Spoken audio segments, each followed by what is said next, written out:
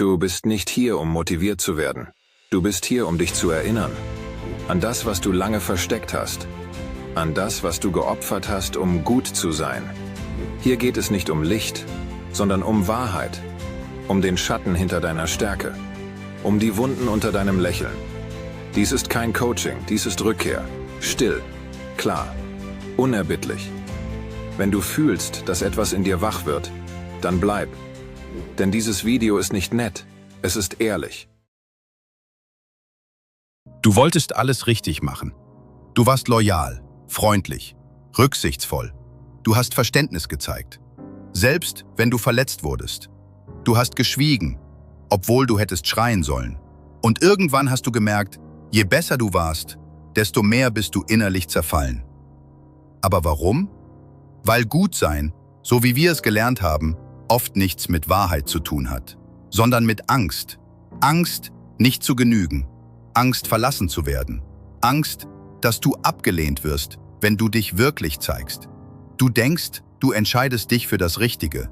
Doch in Wahrheit tust du oft das, was dich vor Ablehnung schützt und nennst es dann Moral, Liebe, Rücksicht. Aber da ist dieser leise Zweifel, dieses dumpfe Ziehen im Bauch, weil ein Teil von dir weiß, du verrätst dich für den Applaus der anderen. Jung sagte, je mehr wir uns mit dem Licht identifizieren, desto größer wird unser Schatten. Und dein Schatten ist voll mit Dingen, die du nie zeigen durftest. Wut, Wahrheit, Bedürftigkeit, unangepasste Klarheit. Du hältst dich für gut. Aber was, wenn du nur gelernt hast, dich zu verstecken? Was, wenn dein Gutsein bloß der Schutzmantel ist, den du trägst, um nicht verlassen zu werden? Du denkst, du bist moralisch, aber du bist konditioniert. Und das hat Folgen. Für dein Nervensystem, für deine Beziehungen, für dein Leben. Willst du wissen, wie tief dieser Schatten reicht? Dann hör weiter. Denn was jetzt kommt, zeigt dir, Gutsein kann eine Falle sein. Und dein Schmerz ein Weg raus. Du wurdest nicht als gut geboren. Du wurdest dazu gemacht. Denn irgendwann hast du gespürt, wenn du laut bist, wirst du bestraft. Wenn du widersprichst, wirst du beschämt. Wenn du deine Wahrheit zeigst, zieht sich Liebe zurück. Also wurdest du ruhig, hilfsbereit, angepasst. Du hast gelernt, was man von dir hören will und was lieber nicht.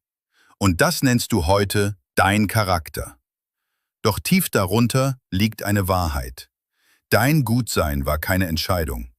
Es war eine Überlebensstrategie. Die Psychologie nennt es Fawn Response. Du passt dich an, wirst gefällig, weich, verständnisvoll. Nicht, weil du willst, sondern weil du musstest. Dein Nervensystem hat gelernt, Sicherheit kommt nicht durch Wahrheit, sondern durch Anpassung. Und das Tragische daran? Es wirkt. Du bekommst Anerkennung. Man findet dich angenehm, aber du fühlst dich leer. Du spürst, dass du nicht du bist, sondern die Version, die gut ankommt. So entstehen innere Risse. Zwischen dem, was du brauchst, und dem, was du zeigst. Zwischen dem, wer du bist, und dem, was du dich traust zu leben. Und diese Spaltung brennt. Man nennt sie Scham. Nicht, weil du falsch bist, sondern weil du dich selbst nicht mehr spürst. Moral ist oft nur ein Deckmantel für Angst. Und richtig sein heißt oft nur nicht auffallen wollen. Aber was passiert, wenn du aufhörst, dich zu biegen? Was, wenn du beginnst, das zu sagen, was du wirklich meinst? Dann beginnt Schattenarbeit. Dann beginnt Rückkehr. Es beginnt harmlos. Du sagst, ist schon okay, obwohl es das nicht ist. Du verzeihst zu schnell. Du schluckst Dinge runter, von denen du weißt, dass sie dich innerlich auffressen. Und jedes Mal, wenn du das tust, opferst du ein kleines Stück von dir. Es sind keine großen Dramen, sondern viele stille Tode. Tode der Wahrheit, Tode der Grenze, Tode des echten Du. Das Tragische. Von außen wirkst du stark, stabil, nett, reif, doch innen bist du müde. Nicht, weil du schwach bist, sondern weil du dich permanent selbst regulierst, damit andere sich wohlfühlen. Selbstverleugnung fühlt sich an wie Rücksicht, aber sie ist schleichende Selbstaufgabe. Dein Nervensystem zahlt den Preis. Mit innerer Anspannung, Erschöpfung, manchmal Taubheit, manchmal stille Panik und einem Gefühl, nie wirklich zu leben, Doch das ist kein persönliches Versagen. Es ist die Folge eines Systems, in dem Anpassung mit Liebe verwechselt wurde. Carl Jung sagte, der Mensch wird nicht erleuchtet, indem er sich Lichtfiguren vorstellt, sondern indem er sich der Dunkelheit bewusst wird. Dein Schmerz ist kein Defekt, er ist ein Signal. Er zeigt dir, wo du zu oft geschwiegen hast, wo du dich verraten hast, aus Angst, unbequem zu sein. Was du Schwäche nennst, ist Wahrheit. Was du Müdigkeit nennst, ist Widerstand gegen Selbstverrat. Und der erste Schritt zurück ist, diesen Schmerz nicht länger zu überdecken, sondern ihm zuzuhören. Du hast versucht, gut zu sein, doch es hat dich erschöpft. Du hast gelächelt, wenn du schreien wolltest, verstanden, obwohl du innerlich geblutet hast. Verziehen, nicht aus Größe, sondern aus Angst. Jetzt stehst du an der Schwelle, zwischen dem alten Ich, das funktioniert, und dem neuen Ich, das fühlt. Was, wenn du nicht falsch bist, sondern bloß zu lange versteckt warst? Die Rückkehr beginnt nicht laut, sie beginnt leise, mit einem inneren Nicken, einem Moment der Ehrlichkeit, dir selbst gegenüber. Nicht ich will besser werden, sondern ich will wieder echt sein. Psychologisch nennt man diesen Prozess Integration. Nicht das Licht besiegen den Schatten, sondern das Licht geht dorthin, wo du dich selbst vergessen hast, und erinnert dich. Du bist nicht deine Rolle, nicht das brave Kind, nicht der ständige Helfer, nicht die Maske der Stärke. Du bist die Wunde und die Wahrheit, der Schmerz und der Weg. Du bist der fällt und sich trotzdem erinnert, wer er war, bevor er gelernt hat, sich zu verbiegen. Der Alchemist in dir erwacht nicht im Licht, sondern im Feuer. Und dieses Feuer bist du, deine Wut, deine Klarheit, deine zarte Wahrheit. Du musst nicht gut sein, du musst wahr sein. Wenn du das wagst, wirst du keine Rolle mehr spielen, sondern dein Leben wirklich betreten. Mit allem, was du bist.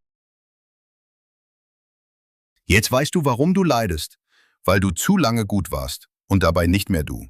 Weil du gelernt hast, dich zu schützen, indem du dich selbst verlässt. Aber was jetzt? Wie holt man sich ein Selbst zurück, das man jahrelang geopfert hat? Für Harmonie, für Liebe, für Sicherheit. Nicht durch Gewalt, nicht durch Motivation, sondern durch stille Rückeroberung. Du beginnst klein, mit einem einzigen echten Nein, mit einer Grenze, die du nicht erklärst, mit einem Gefühl, das du nicht wegmachst. Vielleicht bebt dein Körper, vielleicht zweifelst du. Aber das ist kein Rückschritt. Das ist ein System, das sich umstellt. Es beginnt, wenn du wieder spürst. Nicht nur Schmerz, sondern dich. Die leise Kraft unter der Maske. C.G. Jung sagte, man wird nicht erleuchtet, indem man sich Lichtfiguren vorstellt, sondern indem man das Dunkle bewusst macht. Heilung ist kein Aufstieg, es ist eine Rückkehr. In deinen Körper, in deine Wut, in deine Wahrheit und irgendwann in deine Stimme. Du musst nicht lernen, besser zu funktionieren. Du darfst lernen, dich selbst wieder zu halten. Ohne Maske, ohne Applaus, ohne Lüge. Und das ist kein leichter Weg. Aber es ist ein echter. Und du musst ihn nicht allein gehen. Dieser Kanal ist eine Schwelle. Kein Wellness, keine leeren Mantras, sondern echte Rückkehrarbeit. Psychologisch, symbolisch, menschlich. Wenn du das spürst, wenn du bereit bist, aus deinem Schatten dein Fundament zu machen, dann folge und bereite dich vor, denn das nächste Video wird dich nicht beruhigen, es wird dich erinnern.